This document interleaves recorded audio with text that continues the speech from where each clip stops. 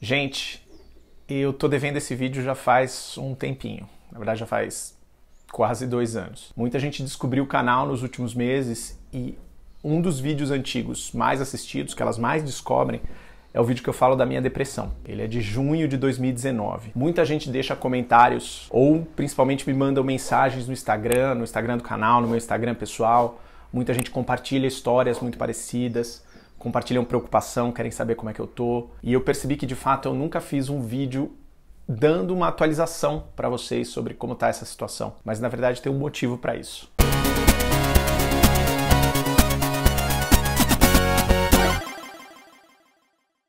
Se você ainda não conhece o canal, aqui no Gay Nerd a gente fala de cultura pop, cultura nerd e cultura LGBT. Às vezes a gente fala de assuntos sérios também, fala de coisas da minha vida, como vai ser o vídeo de hoje. Se tudo isso te interessa, se inscreve aqui embaixo e ativa o sininho. Por que eu não gravei esse vídeo antes? Porque eu tinha feito uma promessa pra mim mesmo, que quando o canal completasse 10 mil seguidores, ou seja, já faz um tempinho, isso foi mais ou menos em dezembro já que completou 10 mil, eu ia fazer uma tatuagem, porque a tatuagem tem a ver com tudo isso, e eu ia fazer um vídeo explicando a tatuagem. Obviamente eu estava na expectativa de que em algum momento a pandemia ia melhorar e alguém ia conseguir fazer uma tatuagem no meio desse caos. Então assim, indo direto ao assunto, eu tô bem. Apesar de eu estar emocionado falando sobre isso, eu tô bem. Ninguém vai acreditar, mas é verdade, assim. Aquele vídeo, na verdade, foi muito instrumental para eu melhorar. Naquela época, o canal era super pequeno, então a maioria dos meus seguidores era familiares ou amigos. E, obviamente, eu recebi muitas mensagens dessas pessoas preocupadas comigo. E muitas insistiram que eu deveria procurar ajuda, que foi o que de fato aconteceu. Eu procurei um psiquiatra recomendado pelo meu melhor amigo, o Dr. Primo Paganini. Eu já falei sobre ele aqui em um outro vídeo que eu fiz, porque ele me explicou muito sobre como pessoas LGBTs têm uma propensão maior à ansiedade e depressão. Eu fiz um vídeo sobre isso. E ele foi ótimo, a gente teve uma excelente conversa. Ele também tem um canal no YouTube, eu não sei como é que ele anda atualizando, mas ele tem um canal aqui, vou deixar aí para vocês assistirem. E ele prescreveu o remédio e o efeito foi muito imediato, foi mais imediato do que eu imaginava. Eu, obviamente, acho que como qualquer outra pessoa, tinha minhas ressalvas a respeito de tomar um remédio desse tipo, mas ele me garantiu que era um remédio muito fácil para fazer o desmame, né? O momento em que você para de tomar o remédio, você vai diminuindo as doses. A única questão, na verdade, é que o remédio... Na verdade, teve duas questões, uma boa e uma ruim. A boa é que o remédio me dava sonhos muito vívidos, então eu tinha sonhos bem malucos, era uma coisa bem incrível. Ele tinha dito que isso era normal, porque a função desse remédio era estimular a neurogênese, o nascimento de novos neurônios, porque muitos deles tinham sido destruídos com todo o processo da depressão, enfim, uma coisa ao longo de anos. Então, eu tinha sonhos muito vívidos, mas por outro lado, como vários outros remédios para lidar com depressão, ele afetava muito a minha libido, era bem complicado. Pouco depois disso, né, isso foi mais ou menos, sei lá, setembro de 2019, em novembro eu conheci o André, a gente começou a namorar e mesmo com toda aquela paixão de começo de namoro, eu sentia que o remédio estava afetando a minha vida sexual. Então eu conversei com ele e a gente trocou de remédio e que de fato o impacto foi muito menor e as coisas começaram a funcionar melhor, ainda bem. Mas enfim, faz muito tempo que eu não tenho crises de choro e nem crises como as que eu tinha na época que eu gravei o vídeo, que tinha dias que eu ficava na cama e não queria sair. Ninguém se cura de depressão, mas eu sinto como se a minha tivesse absolutamente sob controle. Considerando que a gente também passou um ano horrível ano passado e esse ano também não tá nada bem, com tudo que tá acontecendo e todo o custo que a pandemia e esse desgoverno tem na nossa saúde mental, o fato de eu estar razoavelmente equilibrado, razoavelmente não, eu estou bem equilibrado, é uma vitória. Eu não estou falando o nome dos remédios aqui de propósito, porque eu fico um pouco preocupado, essa coisa de vídeo e de influenciador, sei lá, as pessoas podem achar que devem tomar o mesmo remédio que eu, enfim, isso aqui não é uma propaganda de remédio. Quem tem que definir qual é o remédio bom para você é o seu psiquiatra. Agora, falar um pouco sobre a história da tatuagem. A minha depressão, o gatilho dela, na verdade, tem a ver com a minha vida profissional. Pra quem não sabe, chegou agora no canal, eu passei 8 anos na Editora Abril. Eu fui editor da Mundo Estranho de 2010 a 2018. E era um trabalho que eu amava. Assim, eu era absolutamente louco pela revista. E pela equipe, pelos leitores. A revista deixou de existir em agosto de 2018, quando a Abril pediu recuperação judicial e fechou a Mundo Estranho, fechou mais uma porrada de revista. É óbvio que isso foi o auge do declínio, mas enfim, foi o auge do declínio da Abril, e quem trabalhava lá sabia que isso estava acontecendo há muito tempo. Eu não sei se você já trabalhou numa empresa que está entrando em falência, mas é uma sensação bem ruim, uma sensação das paredes se fechando, você lutando todo dia para fazer a coisa funcionar e, a despeito do que você consegue fazer, tudo vai encolhendo. Eu falava que o Mundo Estranho era uma gincana, assim, tipo, você consegue fazer a revista, então agora você vai fazer a revista sem isso, e sem isso, e sem isso, e sem isso. Assim, cada mês a gente perdia alguma coisa. Congelava o número de páginas, tirava o verniz da capa, agora sem diretora de redação, agora sem secretária, agora sem isso, agora com menos dinheiro para pagar os freelas, agora com... Enfim, cada dia a gente tinha menos e menos coisas para continuar fazendo uma revista que era uma revista super elaborada e super complexa de fazer. E no meio dessa situação, como eu falei aí, teve um momento em que a minha diretora de redação foi demitida. Isso foi mais ou menos, acho que em 2015, na época em que a Abril já estava começando a eliminar qualquer executivo que ganhava um pouco mais. E nisso a Mundo Estranho foi parar embaixo da Super Interessante. O meu diretor de redação passou a ser o diretor de redação da Super, que conversou comigo e falou: olha, Marcel, ninguém conhece essa revista como você conhece. Eu não vou interferir no dia a dia da redação. Você toca o que você tem que fazer, você sabe o que você tem que fazer, toca a revista. Então, de certa maneira, eu acabei me tornando um diretor de redação sem nunca ter sido promovido a diretor de redação. Eu tinha todas as responsabilidades que a minha antiga chefe tinha, a Paty, mais as minhas responsabilidades como editor. Eu continuava escrevendo matéria, eu continuava editando matéria pra caramba, eu editava quase metade da revista. Eu continuava pautando os repórteres, continuava orientando minha equipe, e aí nisso eu também comecei a falar com assinantes, comecei a falar com o comercial, comecei a falar com o jurídico, comecei a discutir o futuro da marca, enfim. Só que eu me sentia invisível. Eu tava literalmente segurando um boi na unha, fazendo uma revista funcionar. Na época a gente era a 7ª maior carteira de assinantes da Abril. A gente tava lá fazendo de tudo para a peteca não cair e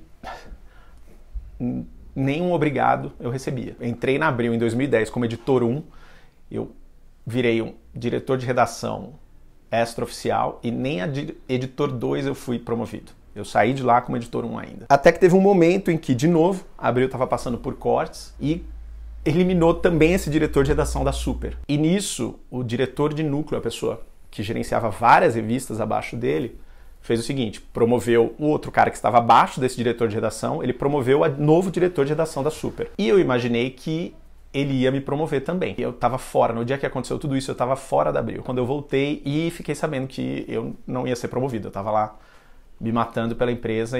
E aí eu sentei com esse diretor de núcleo e falei um monte de coisa para ele. Foi quando eu cheguei no meu limite, a minha depressão já estava bem puxada. E aí no dia seguinte ele me chamou para uma conversa que foi bem dolorosa. Ele basicamente me falou duas coisas. Primeiro, eu nunca ia ser promovido, porque se eu já estava fazendo o trabalho como diretor de redação, para que eles precisavam me pagar como diretor de redação? E que se eu não tivesse satisfeito, que eu tinha que pegar minhas coisas e ir embora, porque tinha muita gente que ia querer a minha vaga. E nesse dia teve uma parte de mim que se quebrou e nunca mais consertou. Era muito cruel porque eu sentia que a Abril usava o amor que eu tinha pela revista contra mim, porque eles sabiam que eu não ia largar a revista. Eles sabiam que eu não ia abandonar porque eu gostava muito de fazer. E aí, então assim, a minha percepção é que eu nunca mais fui o mesmo ali fazendo a revista, por mais que eu ainda tinha ímpeto e ânimo e estava lá tentando mobilizar a equipe e tentar fazer todo mundo se sentir bem, tinha uma parte de mim que não foi mais o mesmo. E ali que a minha depressão acelerou. A minha relação com a minha carreira sempre foi muito complicada. Quando eu tive depressão antes, com 20 e poucos anos, também foi por causa disso. Foi o primeiro período que eu fiquei desempregado e tal. A carreira de jornalista é uma carreira muito difícil. São muito raros os jornalistas que conseguem ser jornalista pro resto da vida. Não é que nem médico, engenheiro, entra na carreira e vai até 70 anos sendo advogado. E quanto mais velho você fica, né, que nem médico também, quanto mais velho você fica, mais respeito você tem, porque você tem mais anos de experiência. E jornalismo é o contrário. Quanto mais velho você fica, mais caro você é para suas empresas e é mais fácil eles te substituírem por novos jornalistas. Não existe exatamente um respeito pela longevidade que você tem na área. Eu sempre tive a impressão de que minha carreira sempre teve por um fio. E eu não sei o quanto eu ia conseguir manter minha carreira ou a minha vida. O alarme soando, sabe? Do tipo, Marcel, você vai fazer 40 anos e a sua especialização é em revista impressa. Que morreu, basicamente. Ninguém mais precisa de um jornalista especializado em revista, porque não existe mais revista. O que você vai fazer da sua vida? E esse lugar aqui tá morrendo. E, enfim, eventualmente, de fato, a Abril acabou. Essa grande parcela da Abril acabou. Hoje ela existe aí meio capenga das pernas. Então, quando a Mundo Estranho acabou, o feedback que eu mais recebi das pessoas era: meu, você tem que continuar o Gay Nerd. O Gay Nerd surgiu como uma série de vídeos dentro da Mundo Estranho. E foi o que eu fiz, assim, eu não sabia o que eu ia fazer da vida, sabia que provavelmente eu nunca mais ia trabalhar em revista, então eu precisava repensar para onde eu ia com a minha carreira, o que eu ia fazer. E o Gay Nerd ajudou a me manter ocupado e principalmente me ajudou a manter conectado com as pessoas. Quando eu faço um vídeo sobre algum tema sério e vocês me mandam mensagem ou fazem comentários, eu sinto que eu tô tendo algum impacto positivo, que eu tô sendo relevante para as pessoas. E isso me faz me sentir menos invisível, como eu me sentia na Abril. Então toda vez que vocês mandam mensagem, na verdade, faz muito bem pra mim, faz bem pra vocês, mas faz bem pra mim também. Enfim, onde entra a tatuagem nessa história? Um dos formatos que eu testei no começo do canal era fazer um vídeo no começo de cada mês, contando quais novidades legais iam vir no cinema ou na TV e etc. E aí, em abril de 2019, a Roku lançou uma adaptação do musical querido Evan Hansen, que eu nunca tinha ouvido falar, mas que eu sabia que era um grande fenômeno da Broadway e que falava sobre questões importantes para os jovens, especialmente saúde mental. E aí, para fazer o vídeo, eu fui pesquisar, fui saber um pouco mais sobre a peça, fui ouvir a trilha sonora. Eu me apaixonei, fiquei apaixonado pelas músicas, eu ouvia direto, tanto que na retrospectiva do Spotify daquele ano, Dear Evan Hansen foi a coisa que eu mais ouvi em 2019. E se você conhece a trilha sonora da peça, provavelmente você já entende que isso não era um bom sinal de que eu estava muito bem. Porque, de fato, é uma peça que fala sobre depressão, fala sobre alienação, sobre se sentir sozinho. E várias vezes a música foi um gatilho pra mim, assim. Eu chorava muito. Às vezes eu via na academia e eu tava malhando e lacrimejando ao mesmo tempo. Só que tem uma música, que é talvez a mais conhecida da peça, que chama You Will Be Found, você vai ser encontrado, e que fala exatamente sobre isso, fala sobre você se sentir sozinho e desamparado, passar despercebido no mundo, mas que é uma música que traz esperança, que ela diz que se você estender a mão, você pode ser encontrado. O começo dela é exatamente isso. Você já se sentiu como se não tivesse ninguém ali? Você já se sentiu esquecido no meio do nada? Você já se sentiu como se você pudesse desaparecer, como se você pudesse cair e ninguém ouvir. Então deixa que esse sentimento solitário saia de você, porque talvez tenha uma razão para você acreditar que você vai ficar bem. Porque quando você não se sente forte o suficiente para ficar de pé, você pode estender a sua mão e alguém vai vir correndo e vai te levar para casa. Enfim, como você pode perceber, ainda é uma música que mexe muito comigo. E eu decidi que quando o canal tivesse 10 mil seguidores, eu ia tatuar You Will Be Found, porque eu ia me sentir encontrado. E acho que a ironia nesse processo todo é que até chegar nesses 10 mil, que levou muito tempo, isso era, sei lá, começo de 2019, eu fui ter 10 mil em final de 2020, ou seja, um ano e meio, muita coisa aconteceu em que eu me senti encontrado. Muito em parte de vocês, aquilo que eu falei sobre vocês mandarem mensagem e tudo mais, pelos meus amigos e pelos meus familiares, quando eles vieram me ajudar nesse momento de crise, pelo Dr. Primo, que me ajudou, pelo meu terapeuta na época também, encontrado pelo André, que apareceu na minha vida e encontrado de outras maneiras também. É muito engraçado essa vida de freelancer, jornalista freelancer, que é o que eu sou agora. Você realmente é encontrado.